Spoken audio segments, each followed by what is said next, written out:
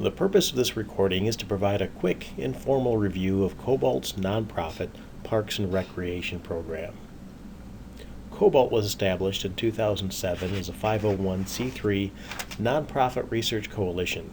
Its mission is to provide research and education to local units of government, schools, and other nonprofit organizations. It blends custom research with quality benchmarks and impact analysis for actionable results.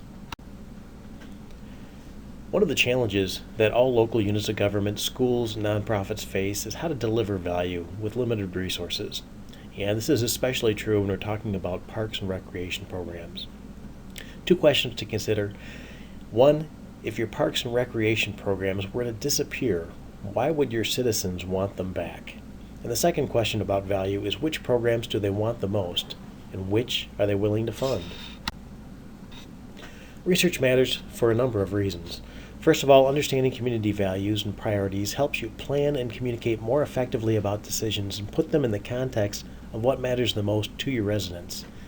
Also, perception and your perceived performance and quality impacts behaviors you care about.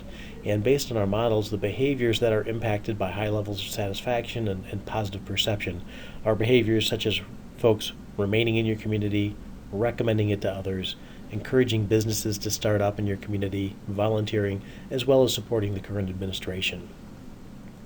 Reliable data also allows you to balance the demands of vocal minorities with the reality of limited resources.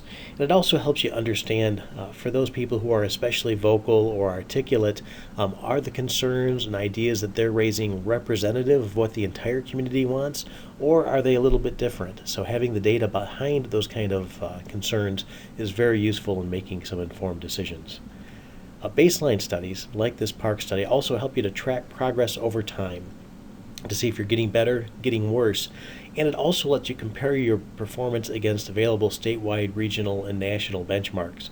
So over time, everybody's scores go up and down because of economic and political and environmental factors, but are you above or below where other folks are going, and how does your movement compare to their movement over time? And finally, research matters because it's just a good governmental practice that builds trust and credibility. So let's talk specifically about the Parks program. And there are several customized action-oriented sections that are part of this. You don't have to use them all. These are all optional, and they can all be tweaked. But there is general information we collect regarding parks and use of the parks. There's information we collect in terms of the current projects and programs based on satisfaction. We also look at potential future projects and programs. We look at communication preference. How do people want to receive information from the local unit of government? We also have the option of adding in bond and millage analysis, so looking at potential millage questions and bond questions and what could be included with those. And we do allow the continuation of previous survey questions if you have done surveys in the past and you want to keep your longitudinal data. So in the general information, one kind of information we track is how often the parks are used, and this is tracked often by park, depending on how many parks you have. And this is just looking at how many people do not use your parks at all in the last 12 months and how many use them less than 5 times, 5 to 10 times, more than 10 times. And this information is broken down by demographics, including geographic location within your community. We ask questions like what kind of activities do they engage in, so you can get a better sense of how your parks are utilized in addition to how much they're being utilized. We ask questions regarding the barriers to utilization and what might encourage them to use the parks more often. And this is an example with one particular client. And this is a bubble chart where the words that come up most often are the largest. And you can see for this particular community, the things that they want are more trails and parks for bike trails, and also more things for seniors. This is another kind of analysis that we do, and it's not on every project, but it's certainly available to you. This takes a look at all of the various services and programs that are currently offered by your parks or recreation program.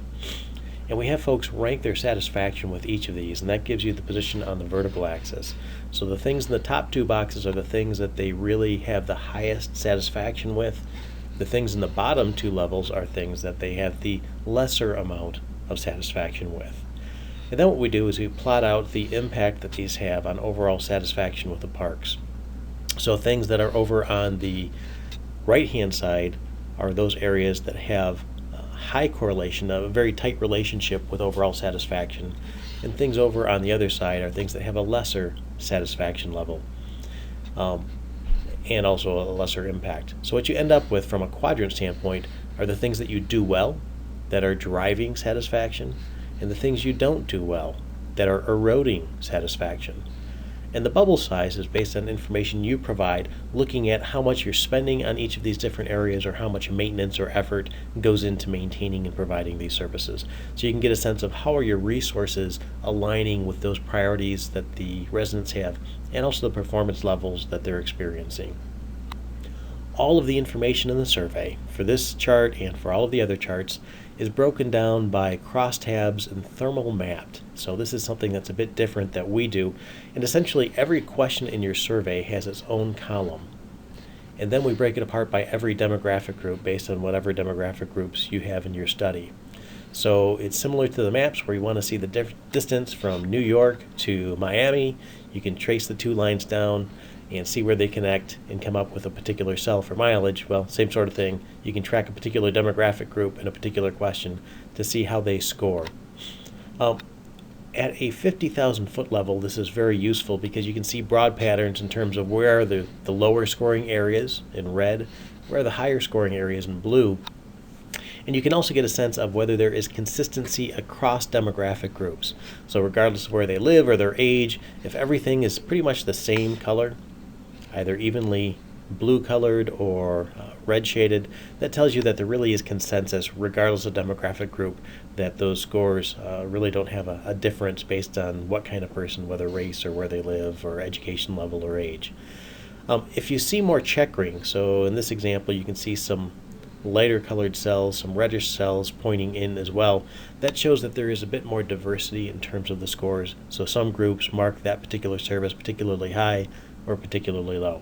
So this is useful because actually following up on your research data, this helps you identify which particular groups to talk to more specifically on specific questions, so you can get feedback dealing with their specific concerns. So it allows you to be much more precise in terms of some of those follow-up conversations or inviting people to a work group to improve your Parks and Recreation program. We often ask what kind of activities they would like to see developed, and this just charts out the kinds of things that people might be interested in, and the menu is whatever you want to have on it. We often do bubble charts on this as well, so we look at what kinds of things people would like to see, and those are charted out on the vertical, so things that people are the most interested in for future programs are across the top, least interested across the bottom. And then we often ask a second question based on their selection of which projects they would like to see implemented. Would they be willing to fund those projects through higher fees and taxes? And if they say yes, they're over on the right-hand side, no, over here on the left-hand side. And the bubble size corresponds to the cost or effort for that particular project to be implemented. That's information that you would provide that we would bake into the analysis. Another frequently used question that we have is if there's a parcel or something along those lines, maybe a brownfield or some sort of change in land use, how do residents want to see that particular parcel utilized? And again, it's a menu of different things they can select from, everything from nature trails to picnic areas, athletic fields, and so on. We often tie in an open-ended question similar to what we did prior. So these open-ended questions, again, are put into a word cloud. The words that show up most often are the largest, and that helps us tease out the themes and the patterns within those open-ended comments. How do they prefer to receive information from your community? So when you're trying to get out information to your residents, it's always useful to know what kind of modes of communication they pay attention to. And this often varies significantly by demographic, so having the crosstabs underneath this question is very useful.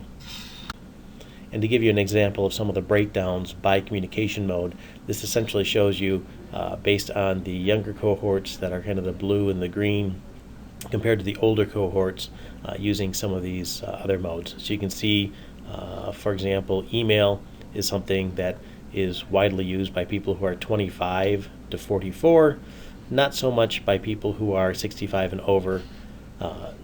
Newsletters, those kinds of things, tend to be utilized more by the older cohorts within your community and not used as much for folks who are 18 to 34. We also often break this down by individual media outlets, so you can really target where do you put your messages to get the word out. One of the pieces that are often added on is testing the waters for potential millages or bonds.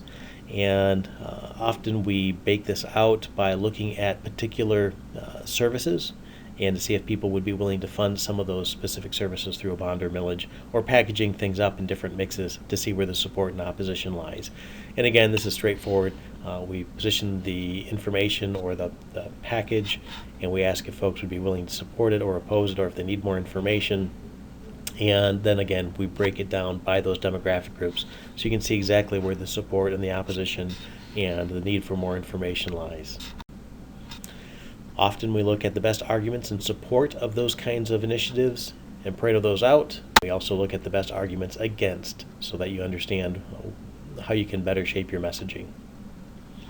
We also provide the option for focus groups or public meetings or workshops, that kind of thing, using an automated system. You can see the picture of the little keypad. Basically, it's a multiple choice kind of interaction that they have on a screen, and people can prioritize things, they can rank things. Very useful in terms of managing a larger group so that they can all get their opinions on, and you don't just hear the opinions of the more vocal individuals. Also useful for playing devil's advocate and kind of peeling the information back, because these are anonymous tools that people can use to give you feedback, and then you can have conversation and dig into the information a little bit more. We do facilitate that, so it's a pretty straightforward process. Methodology. Often our surveys are conducted by phone, mail, or online, or a combination. Typically what we have is a combination mail and online for the best results. We often send 2 waves of mailing to a randomly selected group of citizens. Often this comes from voter registration, but it doesn't have to. There's other ways that we can collect the mailing list. The response rate is usually between 25 and 35%, which is excellent. Parks and recreation programs often have a little bit of a higher response rate, especially with some of the younger folks. This does vary depending on the time of year. Margin of error, standard plus or minus 5%. Normally takes 6 to 8 weeks from the point where you bless the survey until you have the results in your hands. Many communities often piggyback their surveys with existing mailings, so they may have utility billings or tax billings or something else going out, newsletters, and that's one way of reducing the cost of it. There's also the option of mailing at a nonprofit rate. Because Cobalt is a 501c3, we can take advantage of that. It does take a little bit longer to collect the results, and it is not something that you want to do over the holidays because it can be a slower process. This is an example of what our surveys look like. So this is one page. Often we have a 4-page survey, so 2 sheets, front and back. And that seems to work pretty well. We can go up to as much as 6 pages, front and back. Once you get beyond that, though, the response rate does start to drop.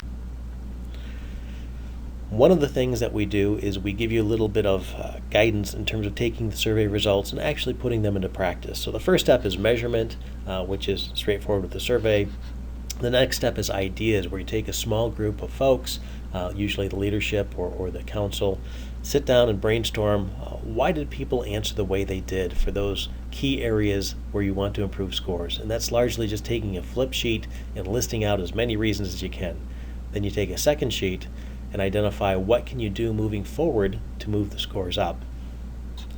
Step 3 is validation, where you're going to expand the conversation with line staff or with citizen work groups. And again, you're going to ask the question of why did people respond the way they did, and then share with them the list of things that you came up with, saying, okay, here's some potential ways of resolving this and increasing the scores. What's missing from the list? And of this list, what are the 2 to 3 things that really make the most sense, that would have the most impact on the ground?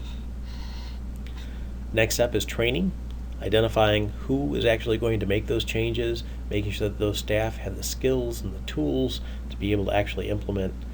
Step 5 is the actual implementation. This is project management 101. What are the milestones? What are the deliverables? How are you going to track progress over time? and then at some point you'll come back and measure again. And this largely depends on the level of dynamics within the community and how quickly you're able to implement the results. Many small communities might want to take a look at this every 2 or 3 years and come back to see if the priorities have shifted and to see if they've been able to move the needle.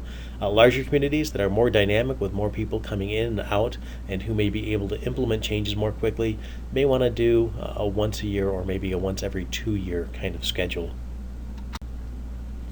There are a number of programs provided by Cobalt.